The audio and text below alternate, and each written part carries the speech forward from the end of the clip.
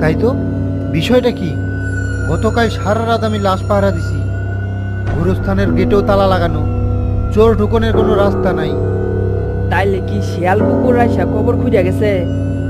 আরে না ভাই, শিয়াল কুকুর ঢোকনেরও রাস্তা নাই। হারমান ভাই, আমার মনে হয় কি গতকাল রাইতে যে ঘটনা ঘটছিল সেটা কোনো সাধারণ বিষয় না। আমরা তিনজন এখন স্বপ্ন দেখছি, নিশ্চয়ই কোনো রহস্য আছে। শাহাবুদ্দিন ভাই, আমারও তাই মনে হয়। বিষয়টা নিয়ে আমাদের কিছু করা উচিত।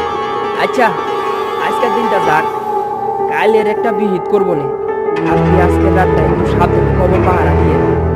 এই বলে শাহাবুদ্দিন বাড়ি চলে গেল। দুপুর গড়িয়ে বিকেল গেল, সন্ধেও হলো।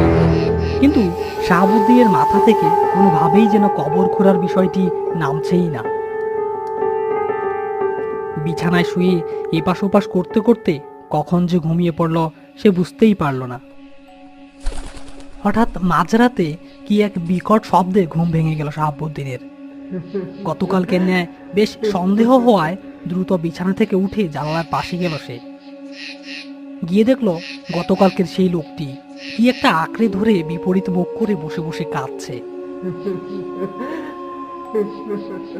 শাহাবুদ্দিন ভাই, শাহাবুদ্দিন ভাই, আমারে সাহায্য করেন, মুক্তি দেন আমারে, আমারে মুক্তি দেন।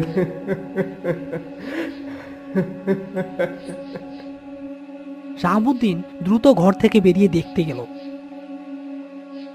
বেশ অদ্ভুতভাবে গিয়ে দেখলো সেখানে কেউ নেই।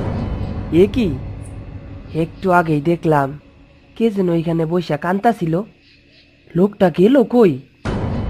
শাহাবুদ্দিন আশেপাশে লোকটিকে খুঁজতে লাগলো। হঠাৎ একটা গাছের আড়াল থেকে ঠিক সেদিনের কবর দেয়া লাশের দুর্গন্ধটা ভেসে আসলো তার নাকে। এবার শাহাবুদ্দিন বেশ ভয় পেয়ে গাছটার